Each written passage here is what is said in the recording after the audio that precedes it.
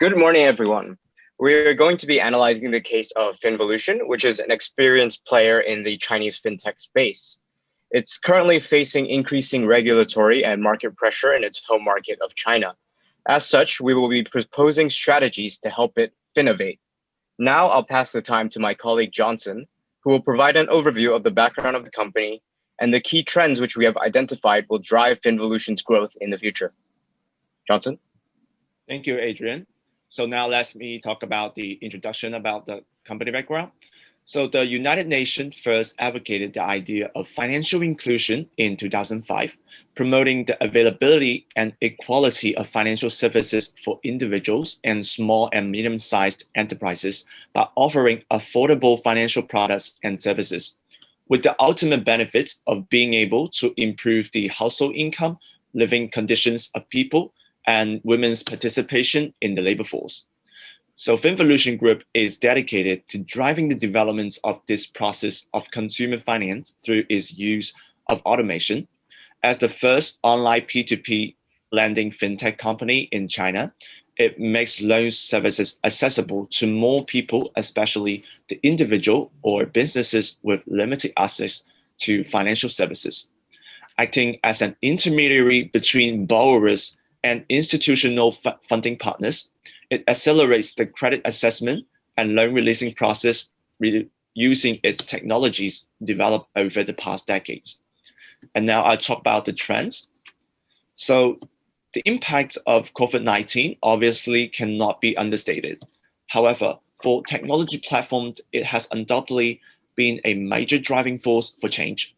Firstly, it has led to the widespread growth and adoption of various fintech platforms, which has resulted from shifting preferences away from physical currency and towards online shopping for all manner of goods.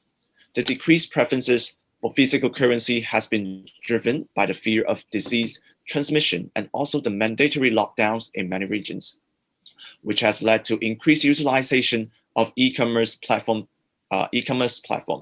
As such, we have observed the rapid growth of various e-commerce platforms from Amazon, Alibaba to Rakuten and more. So with the value of the e-commerce market in Southeast Asia specifically to grow from $62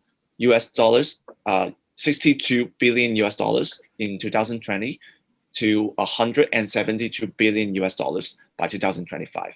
And now I'll pass the time to Tony to talk about the rest of the trends. Thank you, Johnson.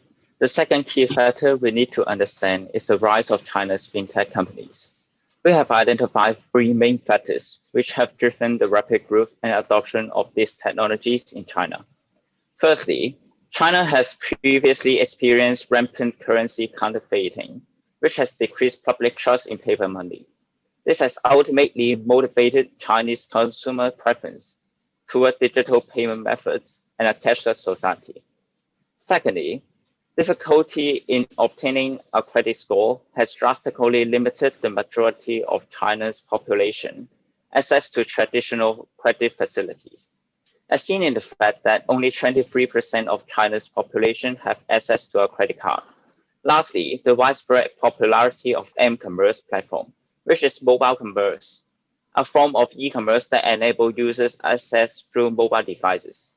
Together with its high smartphone penetration rate, has been a key driving force behind the successful of digital payment platforms and Chinese fintech companies as a whole. A structural headwind we foresee for Finvolution is increased consumer concerns surrounding data privacy, as well as the use and storage of user data, which may lead to consumers being uncomfortable with data disclosure requirement as per the current Magic Mirror credit assessment system. While it employs an opt-in system, it still requires that users disclose their location, call logs, messages, and online behavior data.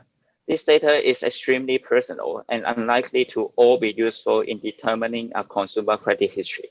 Next, I'll pass to Yo-Yo to talk about our strategies. Thank you, Tony. So our first strategy is Finternational, as in Finvolution going international. So currently, the company is based in China, the world's leading fintech economy and markets. Chinese fintech market is very mature and well developed with rapid growth. So take Ant Financial as an example. With just a bit more than a decade of time, it has grown into this sizable fintech giant.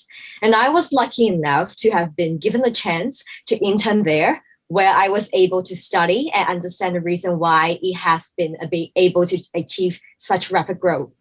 So in our analysis, there are three major optimal market conditions that greatly contribute to Chinese fintech success, which are cashless culture, limited credit card access and usage, and the high smartphone penetration rates. So now, Finvolution is actually looking to expand overseas as a result of the regulatory and market pressure. As the Chinese market is already saturated with many dominant players, such as Ant Financial and Tencent's WeChat Pay, Southeast Asian market appears to be a better opportunity to further grow and develop. The company has indicated its desire to expand internationally by first focusing on Indonesia, Vietnam, Philippines, and Singapore. While the overall idea is very practical, we would propose that instead of targeting Singapore, a developed country, it should instead look to target a developing country, such as Myanmar. By looking into the three factors of consumers' demographics and user preference that have led to the widespread adoption of fintech in China, we identify that Finvolution should focus on data relating to population, smartphone penetration rates, and the number of credit card users. By these metrics, Singapore is clearly a poor choice, given its tiny population of only 5.7 million people and high adoption rates of credit cards at 47% of the population aged about 15 and its well-developed financial system. As such, we recommend entry into Myanmar instead, which is a country experiencing rapid digital transformation with a significantly larger population of 54 million, of which only 1% own credit cards, but having a remarkably high smartphone penetration rate of 126%, meaning that basically everyone in Myanmar having one or two smartphones. And the choice seems obvious. In terms of growth, potential, and market characteristics, which can be developed into a large revenue base and allow the company to successfully expand overseas along with the other developing nations proposed. So our second strategy is to develop and launch point of sales, or we shall call it POS loans.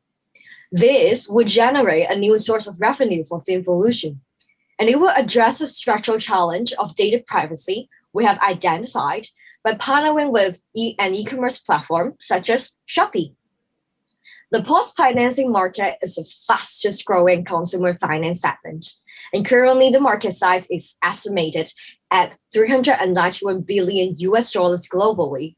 And it has been found to increase e-commerce sales by up to 30%, while also generating revenue at healthy margins for POS loans firms such as Affirm. With the launch of the POS loans product, we plan to collaborate with an e-commerce platform such as Shopee, a leading e-commerce player in Southeast Asia market, whereby integrating the products as an alternative of traditional payments gateways, where users can experience a fast checkout with their POS loans credits, will allow us to help the e-commerce platforms to generate significantly more sales by offering flexible payment terms. In order for the loans to be cleared, access to the platform's customers' data will be required in order to evaluate the individual's credit worthiness. This data on individual users can be used to build credit reports for the rest of the Finvolution credit offerings. And data relating to customer spending behavior is a lot less invasive and paints a much clearer picture of an individual's credit worthiness, comparing to one's location data, SMS messages, and call records. So we will collect it, and further synergies and opportunities include the fact that Southeast Asia is a large and highly dynamic market with 360 million internet users, of which 90% connect on mobile phones. So Shopee has tailored their strategy around targeting mobile users, which is very much the same strategy employed by Finvolution. As such, any local knowledge will be much transferable and easily employed. So this collaboration will allow the company to serve target key markets, except Myanmar. Finvolution's brand name can then be further promoted and better starting off its expansion in the markets. With such a hyper-local approach, understanding of the target local market will be enhanced, and thus definitely can beneficial the further expansions to other markets. So now I would like to pass it to my colleague Adrian to further talk about the financial projections. Thank you so much, Yo-Yo. So first, I'll be talking about the financial projections for the Finternational expansion. We took a conservative approach by first approximating Finvolution's current revenue multiple based on China's number of smartphone users, and we then extrapolate this multiple to the 4 other markets for proposed expansion, which are Indonesia, Philippines, and Myanmar. And based on their respective number of smartphone users, which under optimal conditions would provide the best case scenario annual revenue figure, which you see in the revenue forecast on this slide of $250,000 annually. We then adjust this best case using more conservative rates to find the base and worst case, which you also see on this slide here. And assuming the best case scenario of $250,000 in annual revenue and Finvolution's current 46% operating margin, it would be able to generate an additional annual net profit of around $130,000, or a 42% increase on fiscal year 2019 Finvolution profit. And we think that the operating margin can be maintained throughout these other markets based on their lower cost of labor and other associated costs. Further, for this strategy, we expect that the revenues can grow in line with further population growth in these markets, along with higher smartphone penetration rates, with potential downside risks being the unexpected growth in credit card usage, whether via promotion or some other alternating strategy from traditional financial institutions, which may negatively impact the proposed adoption of Finvolution's credit platforms. And now for the financial projections for post loans. We actually view this as being able to generate 2 key benefits for Finvolution's platform in terms of revenue generation and also in terms of being able to collect user data and greater cultural knowledge, which would be gained from cooperating with these e-commerce platforms, which would allow a smoother transition into these expanded markets, which we will refer to as the phase 2 rollout of the actual expansion. And for the revenue projections, we looked at the revenue metrics of a primary player in the market, which is a firm in the post-loan market, that is, which is able to generate 20% of the purchase price on each transaction as fees. And this, then based on this assumption, we looked at the proportion of e-commerce sales that would be transacted via a post-loan, which was found to be around 10% of total sales for an given e-commerce platform. And assuming Shopee's fiscal year 20 sales of $840 million, we are able to generate a best case of $5 million in annual revenue. And this is based on 10% transactions being post loans and earning 20% in transaction fees. While even in the worst case, an annual revenue figure of $1.2 million can still be generated based on 5% post loan sales and earning 10% per transaction. Now, moving on to the implementation timeline, we think that the most critical factor for an international expansion, especially for Finvolution, is an adequate and accurate understanding of the market targeted for entrance. As such, a market entry study centered around culture, consumer preferences, and needs will be invaluable to the expansion strategy. And this will be carried out within the first year of implementation. Coinciding with the market study, it is also necessary to identify the suitable financial institutions to partner with.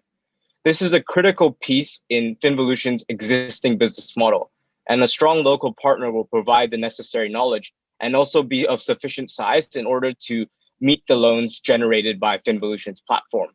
And this will also be conducted in the first year of project implementation. While in the next 3 years, a marketing campaign together with the stage 1 rollout of the platform, which is just its existing credit platforms, will be conducted.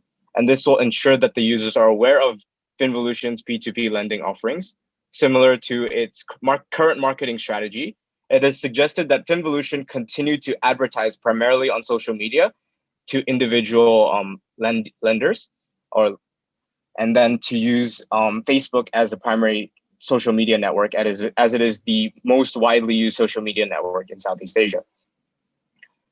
As for the post-loan project implementation timeline, it will include looking for a suitable e-commerce partner such as Shopee, and then to negotiate contractual terms with the platform such that the post-loan system will be provided and the access to the required back-end user data will be allowed, such that we can ensure that the credit profiles can be constructed to evaluate the individual's creditworthiness.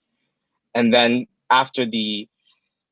the second stage rollout refers to the deployment of Finvolution's existing offerings from P2P lending and then the added e-commerce post loans, which will be conducted 3 to 5 years after implementation following a system integration with the e-commerce platforms. And now I will pass the time to Tony, who will be talking about some of the risks which we foresee may potentially affect the strategies which we have proposed. For the risk, there are two main risk factors that we consider can have a significant effect on our proposed strategies. The first risk is the chosen country's risk, which include political instability or violence, corruption, and bureaucracy. This is a major risk that may affect any potential entrance to markets with such risk. Countries in Southeast Asia are particularly at risk of such effects. In particular, Myanmar has recently been heavily affected by political instability and violence. However, we believe it is the perfect opportunity to begin evaluating a potential entry to a market and performing the necessary due diligence and market and cultural studies. As the political tensions are likely to subside and the country will return to growth. The second risk is the lack of understanding of local culture, which has a comparatively lower impact than country risk, but it still has the potential to impact our proposed strategies. As an imperfect understanding of local culture, consumer needs and preference may not be fulfilled that lead to a low adoption rate of the platform. Alternatively, it may not be possible to generate or collect the necessary data in order to produce the credit reports necessary to perform Finvolution's key function. However, this risk is ranked low in probability, as we believe that a partnership with a local or regional e-commerce partner will significantly mitigate this risk, as they have the necessary market knowledge and user data to ensure a smooth deployment and operation.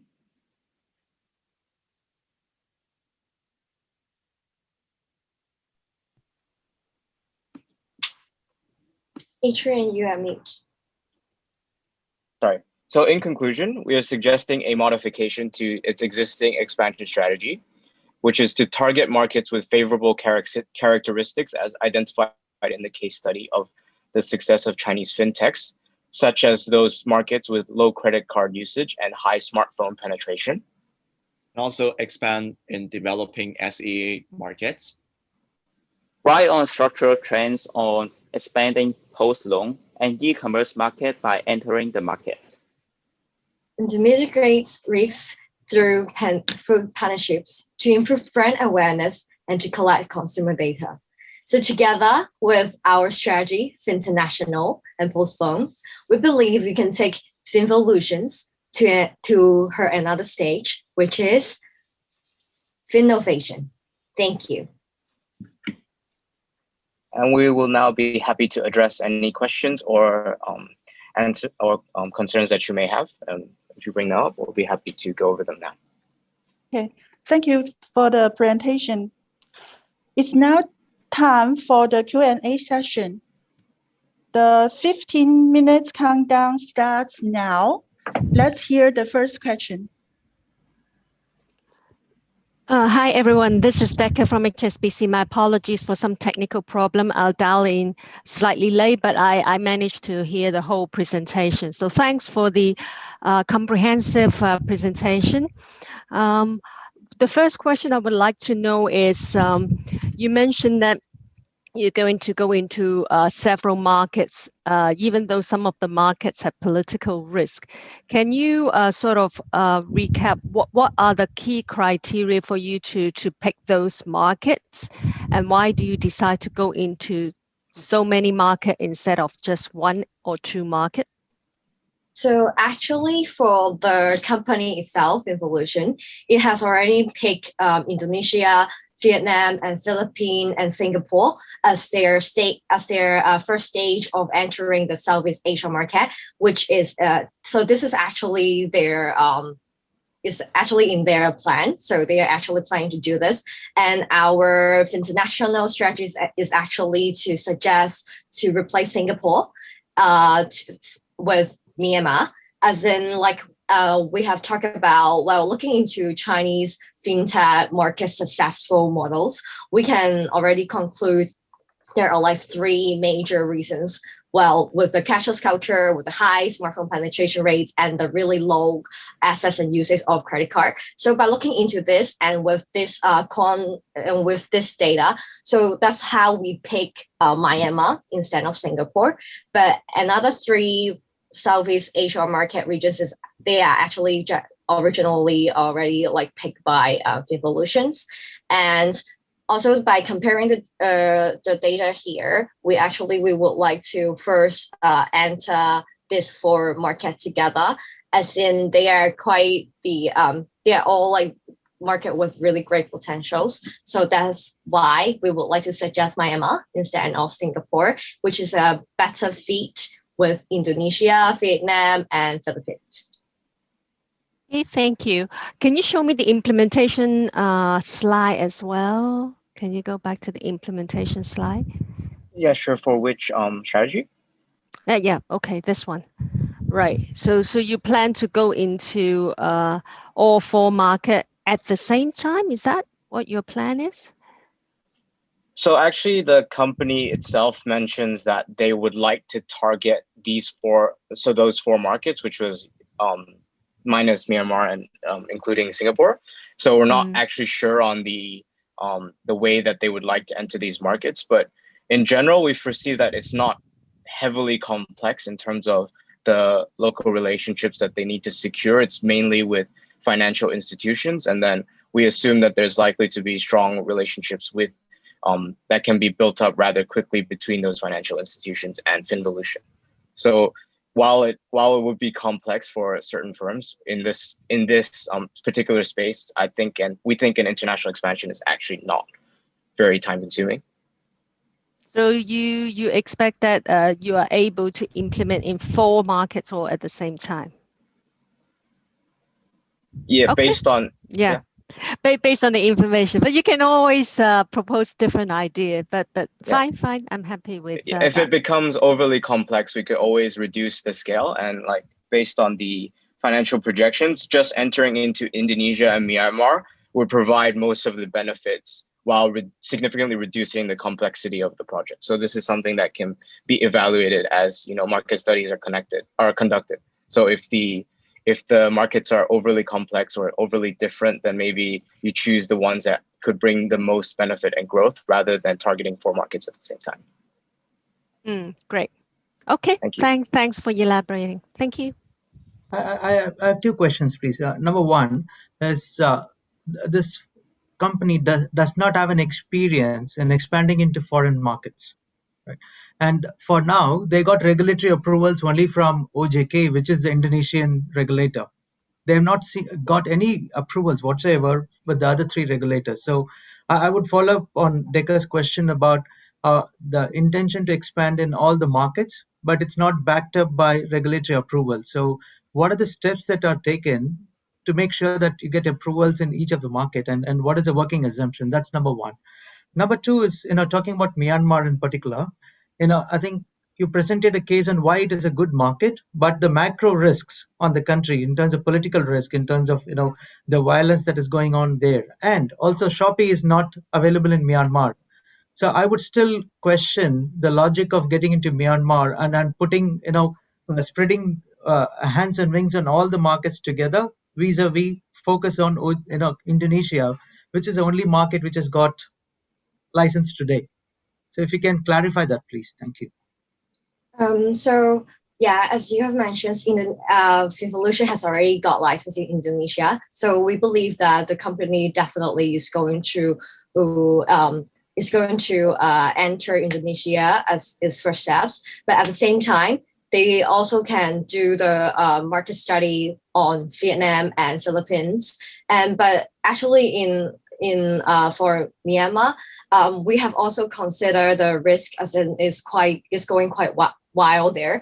But thinking about there actually already have a lot of partnerships between Myanmar and also Chinese regarding covering a lot of different kind of business sectors. So in terms of, I think, like cultural shock and license problem, it should not be a huge obstacles. And for the Shoppees, why we chose Shoppees and then a little bit excluding Myanmar? Well, first of all, is also because of what's going on in Myanmar, and also because as in like Chinese, we are a little bit more familiar with the market in Myanmar. So we think, and also looking at the numbers that we have proposed on our like three major reasons why China has been such successful in the fintech markets. In the figure, you can see that actually Myanmar has really good numbers, showing that this market can actually be have really great potential and have already set a good base for Finvolution to enter and to further develop the fintech industry there. So we would likely first focus on Indonesia, Vietnam, and Philippines, and also. Oh, of course, like after focusing this and we can like in terms of the changes in the circumstances, then we can further adjust and then further expand into those markets. So I would like to invite Adrian to further add on to my points. Yeah, so in terms of gaining regulatory approval, there's kind of like two ways you could go about it, right? In terms of actually getting approvals for the existing P2P lending platform, it's obviously something that we try to do. But if you face any obstacles, the second strategy, which is to go via host loans, would rather speed up the regulatory process, as it's basically just a in-platform credit system where we just integrate into an existing e-commerce platform, which would allow us to enter these markets without having to possibly seek regulatory approval.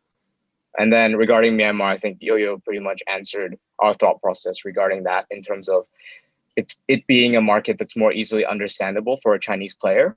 And then we think that it has gone through these cycles of having political turmoil, but it's slowly being addressed, and it's one of the markets that's growing the most quickly in Asia, especially with regards to digital and fintech.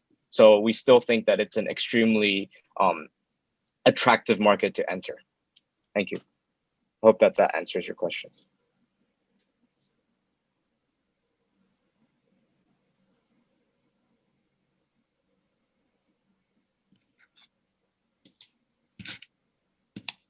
Alex, you're on mute on the audio. Sorry, I'm playing around with multiple gadgets into dialing in. So thanks the team. I think that is a really good like a presentation. One question from me. In your planning for the risk mitigations, one of the actions that you're getting is to partner with some of the other e-commerce like players to get the exposures, data, and getting into the new country. So how do you resolve the conflict of interest, including I recall one of your slides talking about partnering with banks. So how do you resolve the conflict of interest in your partnership? So may I clarify the questions a little bit? So you think well, now Finvolution has been partnering with banks, and our new strategy is to partner with new e-commerce platform. So you would like to know the conflicts regarding this?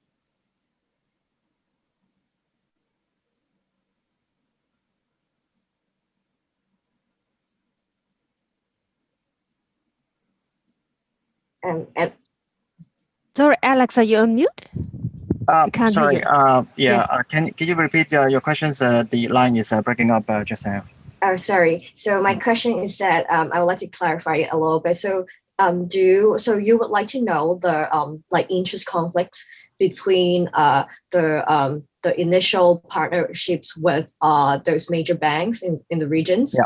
and to partner with e-commerce, right? Yeah, because the cases is like if we are talking about like FinVolutions and like talking about credits and lendings, like the banking in the regions that's already operating, they will do lendings, right? So from your like an e-commerce, like from the FinVolutions, like how do you resolve that? Because like basically you're going after their business. So how do you resolve the conflict? How do you engage them into a partnership?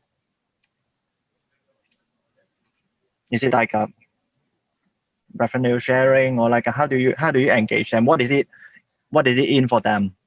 If you're like if they're doing lending and you're doing lending, like how do you partner them to do the lending? So actually, we won't be doing the lending. So the whole idea is to just build off of the existing FinVolution model, which is to basically match borrowers with lenders. So the partnerships with banks is not at all conflicting with what we do with the e-commerce platforms. It's basically just an alternative way, or even say better, of collecting or generating credit reports, which can then be used to evaluate the riskiness of loans which we obtain from banks. Because FinVolution really is just a middleman. It does not actually offer loans itself. It is in China, it's still offering from banks. It's just matching the borrowers and lenders. Mm-hmm. And regarding our second strategy, because actually basically is like to prototype a product is just like to build like applications or like a new payment gateway. But instead of just providing a platform, we are actually doing this. So in order for an e-commerce platform to plug in a new function like a payment gateway, we must have a prototype of the products. So in this case, is our Poststones, but also we still add as a platform. So now on the platform of Shopee, we are still partnering with other major banks. They are the borrower, and the users of Shopee, which are going to be which are going to be borrower and banks as a lender. So we are still acting as a middleman. But now we prototype a product, so easier for Shopee to understand and to plug in.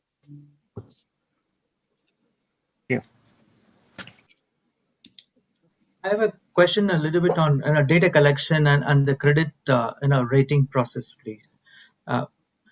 As of now, if you look at the company, it took so many years in the Chinese market to be able to collect data for credit scoring, and the company do not have any inherent credit data available from any of the new markets as of now.